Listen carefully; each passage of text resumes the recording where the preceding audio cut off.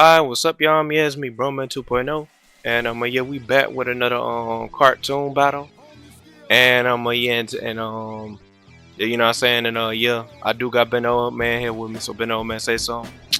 Yo, so y'all me Ben Old Man. Y'all already know. Now look, you know what I'm saying. Last cartoon battle, if y'all don't know, was pretty much I think it was like Android 22 versus Multiverse Sonic. And Multiverse, if y'all want to know who won, I suggest y'all, as a matter of fact, I'll leave a link in the description down below. Well, no, I ain't gonna leave a link in the description down below. Go on my channel, like right now, and actually like go watch it. You know what I'm saying? Like if y'all haven't seen it. But yeah, but for those who have seen it, you know what I'm saying? Hey, look, you know it is what it is. You know.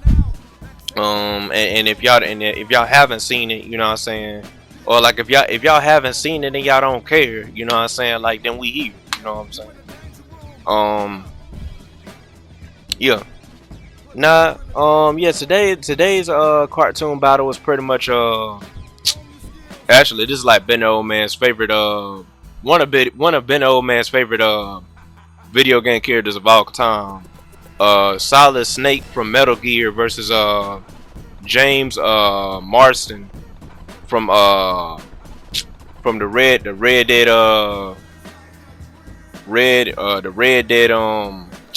golly, man. Damn, bro. Hold on, y'all. Hold on. I be getting confused, man. Alright, yeah, the Red Dead Redemption series, I meant to say. Yeah. Basically the Red Dead Redemption series. Now, Ben Old Man, I'm gonna let you talk about Solid Snake. So yeah, we just gonna go over like over John Marston and like everything that he got, you know what I'm saying? So yeah, so we about to go ahead and get into that. So yeah, let's just go ahead and get into that. But yeah. I'm probably gonna have to reconstruct this video like the way like you know. Yeah, you could do that later on though, man. Like when you got everything situated. Yeah. But yeah, I could do that then. Yeah. As a matter of fact, hold. Put up his picture right now. Yeah, I bet. Yeah. Alright. So yeah. So pretty much yeah. Right? Yeah. Alright. So let's just go ahead and get into it, right, y'all? So yeah, so James Marston, yeah, we about to go ahead and get into hold on, wait a minute. Cause there's a lot that we gotta cover. Alright, so it says not James Martin, but John Marston. John Marston is a reoccurring character in the Red Dead series, appearing as a central character and the primary protagonist of Red Dead Redemption, and as a central character and the second protagonist of Red Dead Redemption 2. He is also the main protagonist of the non-canon Undead Nightmare expansion pack. I thought, wait a minute, who is the main protagonist then? It says the secondary protagonist. I need the main protagonist. What the world going on? Something ain't right. Who the main protagonist of unless the first main protagonist dies or something, I don't know. We'll just stick with this nigga then. I really don't care at this point. We'll just stick with this nigga. Cause I don't really care for the series like that. So hey, it is what it is. Y'all can hate me in the comment section all y'all want. But yeah, cause I literally like typed in like the nigga's junk, and it basically like this junk literally said something about like some like it's basically what is it? That is basically John Marston. Yeah, that's what it said when I typed in like who was the main protagonist. It said John Marston. They don't know what they want to say. They don't know what they want to think, man. They don't know what they want to say on the internet sometimes, bro. Sometimes they say somebody is the main protagonist, and sometimes they don't even be right. I need they junk to be right, man. When I play a game, bro, I expect it to pull up the main protagonist, bro. It said this is the secondary protagonist. of Red Dead Redemption 2. Who was the main protagonist? Unless it's this nigga and they got it wrong or something. They might got this information wrong. Cause I got this from what is a Wikipedia, like the fandom and junk. Like, you know what I'm saying, like that are like real good fans of the junk. But anyway. Alright. So it says right here, right? Yeah, he is also the main protagonist of the non-canon Undead Nightmare expansion pack. So basically it says right here, with the addition of the light. Wait a minute, hold up, y'all. Let me stretch this out real quick, cause I don't get why this jump look like it about to end or something. Hold on. Alright, y'all. So I'm back. Yeah, this jump up here tripping. Yeah, man, I don't know why that jump tripping. Alright. So it says right here, with the addition of the Liars and Cheats DLC pack, John Marston is also a multiplayer character model that may be selected in the redemption section of like the outfitter. With the addition of the Undead Nightmare DLC pack, an undead version of him, known as Zombie Marston, is a multiplayer character model that may be selected in the zombies section of the counterfeiter. The outfitter. I meant to say not counterfeiter, but outfitter.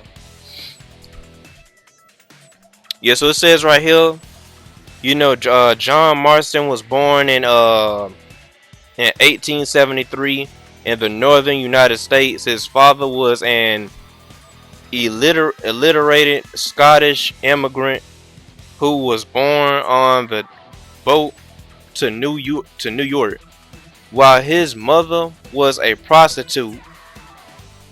That don't make no sense, man. Golly. She was for the streets. Fast, man. She was for the streets. She be giving niggas sweets. Facts, bro. Like, for real. Alright, now look. It says right here, who died during John's birth. Golly, man. John intentionally lived with his father, a man who loved Scotland and always talked about it. However, he was blinded in a bar fight south of Chicago and died at some point later when John was 8 years old. The circumstances around his death are unknown, although John was told that he died in the bar fight. John was subsequently sent to an orphanage where he spent the next few years. Golly, I keep messing up, y'all. Let me get comfortable real quick. Let me sit in my chair real quick. Yeah, that's the only way you're gonna be able to read right. You gotta sit down. Yeah, hold up. Alright, y'all, I'm comfortable now. Now it says right here, right? It says John subsequently was subsequently sent to an orphanage where he spent the next few years. He eventually ran away and tried to make his own luck living out in the streets. At the age of 11, John committed his first murder when he shot a man, although he claimed it was not his fault. In 1885, right? It says right here, at the age of 12, Marston had been caught stealing by homesteaders in Illinois who planned on hanging him. Dutch Van der Lede, whatever the nigga's name is, I don't really care to know the nigga's name, stepped in and saved the young boy, taking him under his wing. John was thus inducted into the Van der Linde gang alongside Hosea Matthews, Arthur Morgan, and Susan Grimshaw. The gang became a surrogate family to the young boy, with Dutch becoming his mentor and father figure. He taught John how to read, shoot, hunt, gather, and instill him with a love of nature and things other than power. John developed into an experienced outlaw, running with Dutch Hosey,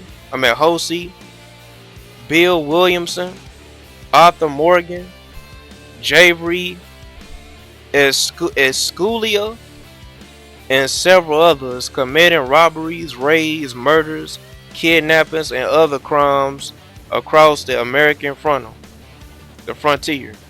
Alongside Morgan, Marston was viewed as Dutch's proudest protege. Many members of the gang considered John to be Dutch's favorite and golden boy, much to the envy of certain people such as Bill. Marston had fallen under the sway of Dutch's philosophy, believing that the gang stole and fought for a reason, and stealing from the rich, they in turn gave to the poor. They wanted to isolate change in the whatever that I don't know what that word is, whatever that word is. Basically wanted to change, wanted to promote change in the people of the West. Although he later came to admit that these were excuses to let them rob and steal indiscriminately. Alright, so it says right here in 1894, right? It says a prostitute named Abigail Roberts joined the gang. For the streets. All I gotta say is that she for the streets. Facts. For the streets. Just like Future said, she for the streets. Despite having several relations with most of the gang members, she eventually fell in love with John. Man, I'm telling you right now, bro, if that had been me, bro, and like a prostitute so-called try to fall in love with me, I would have said no, bro. I would have said no right then and there. I would have said no. Ain't no telling what you got. You got too many bodies.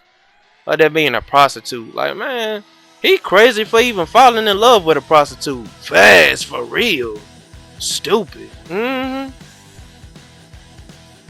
They later had a son together in 1895, whom they named Jed. Now I know it's gonna be some people in the comment section that's gonna be like, well, during that time they didn't care about that. It's like, nah, nigga, it was people back in that time that wouldn't sleep with no hoe. Like, it was to people back in that time in the 1800s that didn't sleep with no hoe, bro. Like, if they knew that like they was sleeping around with somebody, they wouldn't sleep with them. It was people that was like that. Like, for real. Fast. Like, but now the good thing I will say about that time was that it wasn't as much STDs and AIDS and stuff like that. It wasn't that stuff wasn't going on around that time. Like, it didn't start until, like, you know, later on, like, you know what I'm saying? Yeah. And it says right here, the gang became an extended family to Jake, with most of the members becoming aunts and uncles to him. In his early years, John had a lot of difficulties connecting with his son due to doubts as to whether or not he was Jack's biological father, as well as fears about his own ability to raise him. Around 1896, right? John left the gang for a year. His return was met well with Dutch and certain other members of the gang, while his author felt betrayed by his actions. A rift between the two steadily grew over the next few years. And then it also says right here, the gang picked up new members such as McKay Bale, whatever her name is, Lenny Summers, and Charles Smith, as they traversed the Grizzlies You know what I'm saying? Circa, you know what I'm saying? 18 circa 1896, but 1898 basically. And it says right here they continue moving east until they reach the up and coming port town of Blackwater, where they decided to stay for a while. Here, McKay, what I like, I'm just telling you, like some of these names, it's like they be having names on here that I don't know, bro. Like that I don't even come across like that in my life. Um, encouraged Dutch to pursue a lucrative uh a lucrative boat heist, which John participated in alongside Javery, Sean, and the Callander brothers, Mac and Davy. The heist went wrong when Dutch shot a defenseless young woman named Heidi McCourt. Man, my voice up here cracking. In the head, and a unit of Pinkerton agents ambushed the gang, resulting in an eruption of violence. The gang escaped and managed to stash the money from the boat somewhere in Blackwater. The heist was a disaster, leading to the deaths of Davy and Jenny Kurt, Mac being separated, and Sean's captured by bounty hunters. John took a bullet in the arm and escaped with the rest of the gang, heading north towards Big Valley. Alright, so that right there, right? Now let me tell y'all something, right? That all right there, I think that happened in like Red Dead Redemption 1, if I'm not mistaken. I could be wrong, but what I just read was in Red Dead Redemption 1. Now this right here says the events of Red Dead Redemption 2. So this is the new game that everybody playing right now. So if y'all don't want to be spoiled, then hey, look, it is what it is. You know what I'm saying? You know what I'm saying? Like y'all can click off this video, but if y'all don't care about spoilers, then I'll tell y'all what it is. So it says right here, in their attempt to escape the Perkins, the Van der Linde gang continued to flee north and end up caught in a snowstorm on the mountains of Embari, no. Golly. I'm up and messing up, y'all. While the rest of the gang look for shelter, John and McKay are sent scouting for additional shelter and supplies. Eventually, Abigail becomes concerned when John was not returned after 2 days. She pleads Arthur to find him, and after Hosea steps in, Arthur and Javery set out to find John. They eventually manage to track him down and find him up in the mountains, badly injured, and his horse killed. He revealed that he had gotten lost a day or so prior, ending up on a cliff near the peak of a mountain after being attacked by wolves that badly lacerated his right cheek and nose, giving him his signature scars. They proceed to bring him back to safety, although Morgan is forced to fend off several wolves that have become that had come after the trio, while Escuella carried Marston on his horse. Once they return to Coulter, Abigail scolds Marston for his actions, and he is left to recover during the rest of their stay. At some point afterwards, John asks Dutch if he can join the the train robbery crew. But Dutch refuses and tells John that he needs to rest and heal. During the ride out of the mountains, John is seen being loaded up in a stretcher onto a wagon with his face still heavily covered in bandages and badly injured. Horseshoe overlook chapter. Basically this is like the other chapter, like the next chapter of the jump, right? And this says right here, after recovering his injuries, John, along with Arthur and Bill, assaults and O'Driscoll hideout at 6-Point Cabin using the information given by Kieran Duffy, a former member of the old Driscolls. John takes Kieran on his horse and they arrive at a forest area outside of the camp. The three take out some of the O'Driscolls silently before a shootout ensues. The three emerge victorious after the cure saves Arthur's life. John and Bill convince Arthur to let him stay, and the two take him back to camp, right? It says right here, John, Arthur, and Charles, before joined by Sean, rob a train passing through Scarlet Meadows. They managed to steal a Cornwall wagon and put it on the tracks to force the train to stop.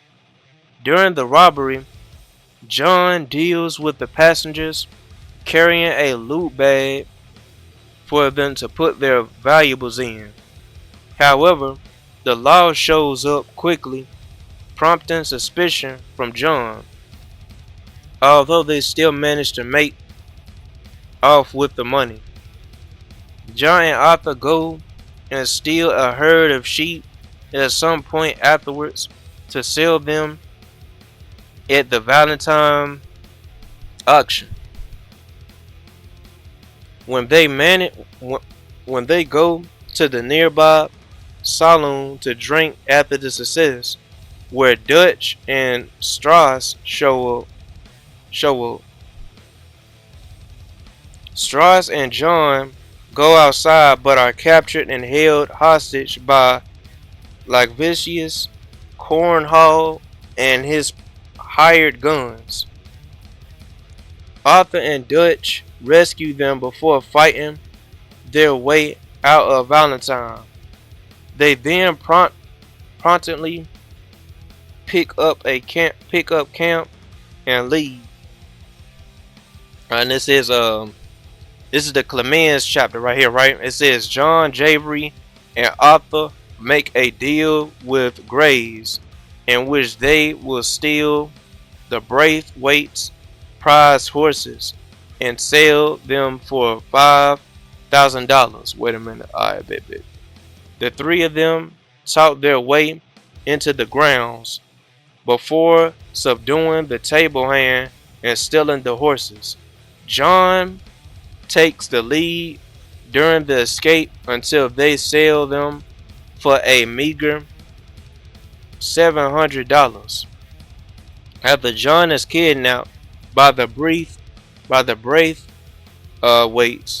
John takes part in the assault against Braithwaite Manor in the hope of taking back his son. After his son is not at the manor, he grows furious, right? And it says right here, after the Pinkertons find out the location of the gang's camp, John and Arthur go to Shady Belle in order to clear out any Lemoyne, Lemoyne raiders so that the gang may set up a new camp there, right? And it also says right here, you know what I'm saying? It also says right here, you know, after eliminating a few of the Renants, golly, man, I messed up. What the world going on? What the world going on?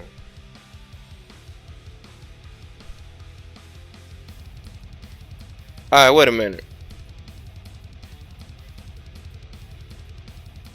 Yeah, alright, here you go, here you go. It says right here. It says a Renants, right? What a Renants is? It says Renants. What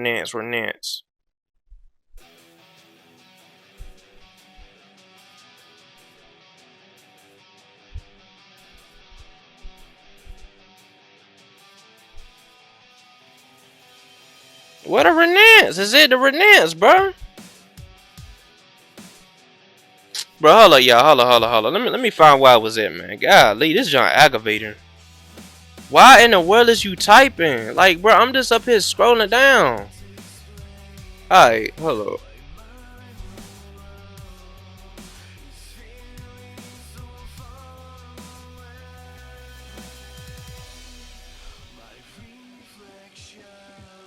Alright, let me start back here. Let me start back here, right? Alright, so I'm gonna start right here where it says Clemens, right?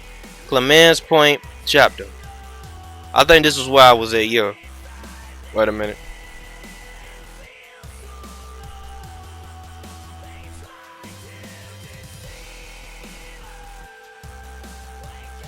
It says the Renants. Where the Renants is? Alright, you know what? I'm just gonna start back here right here. It says right here, John, Javery, and Wishcollar make a deal with Grays in which they steal the Braithwaites. And it says right here, prize horses and sell them for $5,000. The three of them talk their way into the grounds before subduing the stable hand and stealing the horse. John takes the lead during the escape until they sell them for a meager $700, right? And I think that's the one. I think that's where I was at. Yeah. I bet. Yeah. I bet. And it says right here, after Jack is kidnapped by the Braithwaites, John takes part in the assault against Braith Manor in hope of taking back his son. After his son is not at the manor, he grows furious. That's what it. Yeah, that's where it go right there. It says after the Pickers, finds out the Pinkertons find out the location of the gang's camp. John and Arthur go to the Shady Belle in order to clear out the Leroy Raiders so that the gang may set up a new camp there after eliminating a few Renants. There you go, there right there. Right there, Renants. And then it says right here, John and Arthur dump the bodies into the swamp, and John goes back to the gang to direct them to the new camp. Alright, now here you go, y'all. Here you go. Don't be typing, bro. Don't be typing. Alright, now this is what I gotta read, right? It says Saint Dennis chapter, right? Now here we go. John, Arthur, and Dutch go to Angelo Bronte's manor, right? After learning from Catherine Braithwaite that he is holding Jack hostage, in exchange for Jack being returned to them, Arthur and John are spent to deal with a group of grave robbers in the city's cemetery. The duo kill the grave robbers, although the police arrive at the cemetery after hearing gunshots, forcing John and Arthur manage to sneak out after the cemetery and evade them. When they return to Bronte's, mansion. Dutch is there waiting for them along with Jake. They then head back to the camp and the gang threw a party to celebrate Jack's return. John's relationship with Dutch begins to de- deteriorate during this chapter, as Dutch believes that John is becoming too close to his family and that Abigail is turning John against him. Van der Linde also believes that John is losing faith in him, and in return, John begins challenging some of the Dutch's decisions. After John accompanies some of the gang members in storming Bronte's mansion in revenge for Bronte setting up Dutch inside the house, John comes across Bronte and knocks him unconscious with a punch to the face. Golly, man, that's one feat right there. Later, John, oh yeah, and the killings and stuff like that that they did too, the killings and stuff. Later, John witnesses Bronte being drowned by Dutch and fed to an alligator, which he is shocked by. During the failed bank robbery in St. Denis, soon afterwards, John gets captured and sent to Sisika Militaria where he is incarcerated. Golly, man. This jump right here, man, don't make no sense, bro. This nigga been getting captured like I don't know how many times. Like, I hope, like, it, bro. Bro, y'all, if I read Solid Snake's story and it says that he doesn't get captured like that, bro, he's already gonna be above like John Marston, in that category of like being sneaky and stuff like that. It's like this nigga done snuck in so many places and has almost gotten caught every single time from what I've been reading so far. It says Beaver Hall chapter. After Dutch and 4 others travel back from Galma, Arthur and Sadie Adler, right? Scout the penitentiary using a hot air balloon and later managed to buzz John out of prison before returning him to the camp in Beaver Hollow. It says right here, however, Dutch berates Arthur and Sadie for getting John back earlier than intended, even though the law began making plans to have John hanged. Dutch begins to develop and is convinced that John is a traitor, although this can partly be attributed to McKay manipulating him. With tensions in the gang at an all-time high, some other members of the gang, such as Bill, also suspect that John is a turncoat and destruct him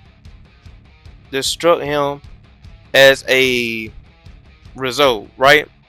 And it says right here, on orders up from Dutch, John and Arthur blow up Bacchus Bridge, whatever it is, with the stolen dynamite, right?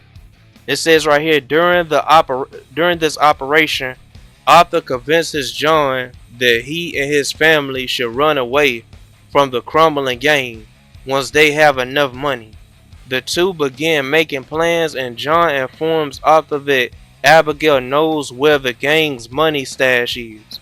The feeling that they need to get out is escalated even more as Dutch descends into madness, right? It says right here, in addition, to becoming increasingly influenced and corrupted by McKay, right? And this it also says right here who acts as his new right hand man. John is later present with the rest of Van der Lede gang during the battle against the U.S. Army at the oil fields, although he plays a minimal part in it. John takes part in the final robbery of the Van der Linde gang, which involves robbing army payroll from a train when uncoupling a burning train carriage. John gets shot in the shoulder by a train guard and falls off the train. Dutch goes back to save him, but ultimately decides to leave John to die. After the robbery, John is presumed dead by the rest of the gang. When rescuing Abigail, who had been captured by Burkingtons, Arthur and Sadie learned from Agent Milton that McKay had betrayed the gang, having given information to the Perkintons since the gang's return from Galma, whatever it is. Arthur, this right here, this right here, it's getting serious, y'all. It's getting serious. It says right here, Arthur sends Abigail and Sadie to safety at Copperhead Landing, while he goes to camp in order to comfort McKay, right? And it says right here, right? It says right here, during the standoff between McKay and Arthur about the former being a traitor, John makes a shock return, still injured, claiming that Dutch left him to die. John and Susan Grimshaw side with Arthur, while the rest of the gang sides with McKay. Susan threatens McKay at gunpoint, but he kills her while she's distracted by the news of Perkins' arrival. Dutch then draws his revolvers and demands to know who is with him and who is betraying him, ultimately leading to the gang uniting behind him and against Arthur and John, holding the two at gunpoint. Before the pair can be gunned down by the others, the standoff is why the world does this junk keep doing this, man? Golly, bro. Hold up, y'all. Hold up. This junk keep tripping. Hold up, y'all.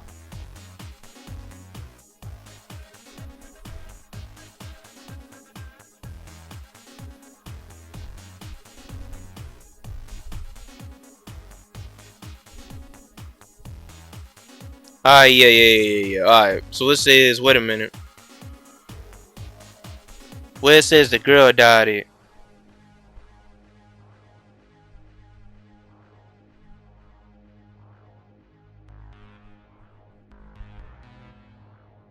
Wait a minute, bro. Wait a minute, y'all. Hold up. Because it's tripping. Alright, so it says right here. Hold up. Where it says that the girl died? Okay, alright. It says right here, he kills her, right? It says right here, he kills her while she's distracted about the news of Perkins. Dutch then draws his revolvers and demands to know who is with him and who is betraying him, ultimately leading to the gang uniting behind him and against Arthur. Okay, before the pair can be gunned down by the others, the standoff is interrupted by a Perkington assault on the camp, causing the gang to flee, right? And it says right here, John and Arthur flee the area using the caves underneath the camp. Once they get out of the caves and try to escape through the forest, Arthur tells John that McKay was the rat and that his family are safe at Copperhead Landing. Now, if y'all don't know, like y'all should know what that means. Like when somebody calls somebody a rat, it's basically calling them a snitch. Basically, McKay snitched on them niggas and tried to make them turn on Arthur and John. Basically, that's basically what that person did. That's basically who they did. Like who like I think, yeah, it's a dude basically. That's basically what McKay did. He basically ratted on the nigga. Um what is it? Yeah, basically ratted on the two niggas and said that like, oh, you know, like, and basically like turned them against him, basically. Turned them against Arthur and John, basically. But yeah.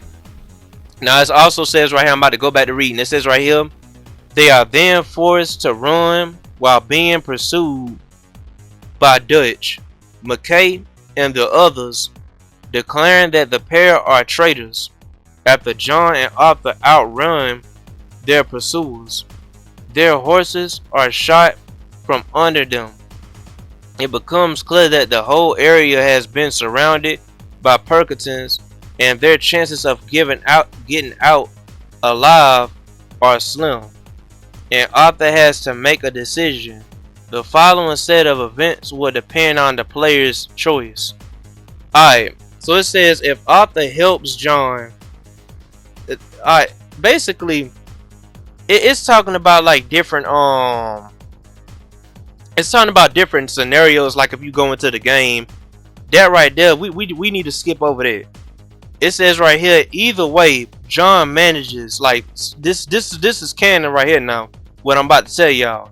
It says either way, John manages to escape and reunite with his family along with Sadie and Tilly at Copperhead Landing, while Arthur dies, either from his or from being killed by McKay. John and his family plan to live an honest life after leaving the game. Wishing to buy some land, they moved to Yukon soon after to take part in the gold rush, but they didn't make much from it. Sadie and John also vowed one day to kill McKay for his treachery should they ever find him. And it says right here, years after the game disbanded in 1907, the Marston family have an incident at which involves John shooting someone and head to the destination unknown. They eventually arrive in the strawberry, right, to try their luck. There where Abigail and Jack lead a job in the town clinic, and under the whatever that is, John Milton, right? John temporarily gets a job working for the generation store. I mean, not the generation, but the general store. Golly, let me get my neck. Yeah, man, you gotta read right, bro. Yeah, but the general store delivering goods to David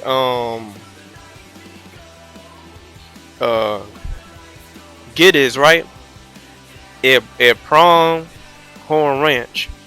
John arrives at the ranch on time and manages to stop the Laramie gang from harassing the ranch. After this, John receives work as a ranch hand for the Geddes. His reunion with Abigail starts uneasy friction after he receives news of John's actions prior to their arrival.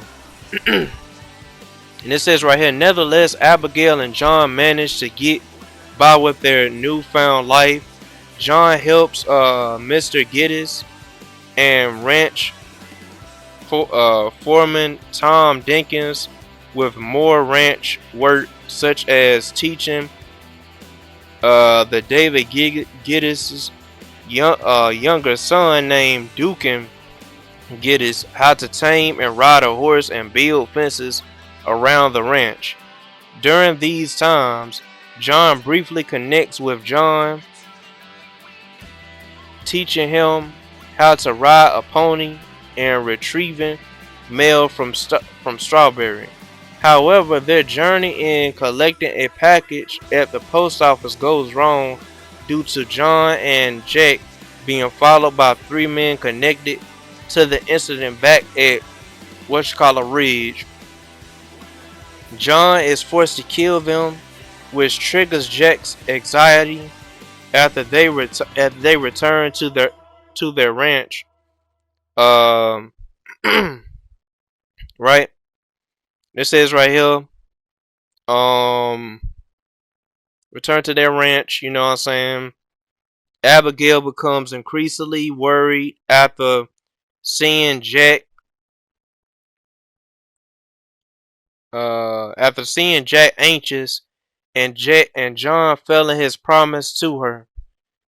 This concern ignites after the Laramie attack the and steal cattle.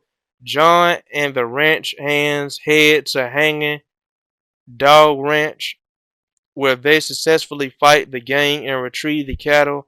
John also kills their leader for mocking him.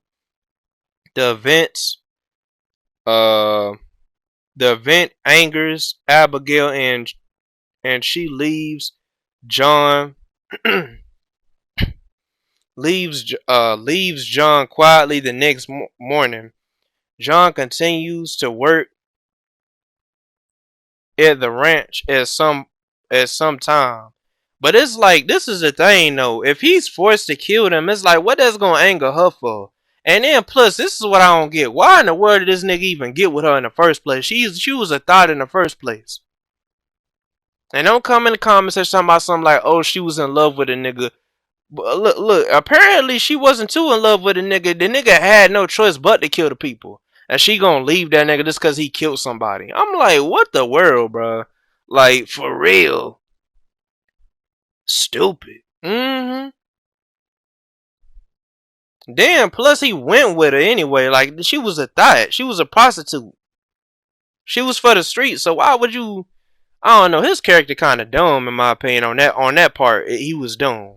On that part, he had he couldn't control himself or something. I don't know what was going on with him. John continues to work at the ranch, and after some time, Marston's as Mr. Giddis to put good faith on his name so that he can borrow loans from the bank and buy a plot of land. John attempts to buy Beecher's hope to convince Abigail he's changed with the intention of turning it into a ranch. Man, I would have been like, hey, look. She was for the streets anyway. I would have been like, you know what? I don't want her. Like, that's the way I would have been. Cause man, but it's like, bro, the world, Beecher's hope chapter, right? It says right here, John successfully buys, you know what I'm saying, the Beecher's hope after clearing away scatters living there, right? And it says right here, hold on, wait a minute. It also says right here, right? He reunites with the uncle in Blackwater, and you know what I'm saying, Charles and St. Denis, who helped Marston build his ranch, as well as Sadie and Valentine, who provides him with various bounty hunting jobs to pay off his bank loans, right? And it says right here, Abigail and Jack head back to John after receiving a letter from him. John spends more time with his family, such as fishing with Jack and Rufus, and giving the Blackwater to and going to Blackwater with Abigail. During their trip to town, John proposes to Abigail on the lake. Man, bruh. That nigga fell in love with a thought, bro. That's crazy. Facts. Don't make no sense. Eventually, Marston comes across information leading to McKay's location. He, Sadie, and Charles go despite Abigail's pleas not to. In order to reach their nemesis, the trio track down Cleet and Strawberry, who reveals that McKay and his gang are at Mount Hegan. The player can then decide whether, this is what it says right here, right? It says right here, the player can decide whether to hang Fleet or spare him, with the latter results in Sadie killing him instead. The three journey to Mount where Charles and Sadie both sustain injuries. Charles getting shot in the shoulder by a sniper, and Sadie having been stabbed in the abdomen during a scuffle with John is forced to continue on without them. He soon confronts and kills Joe before eventually finding McKay.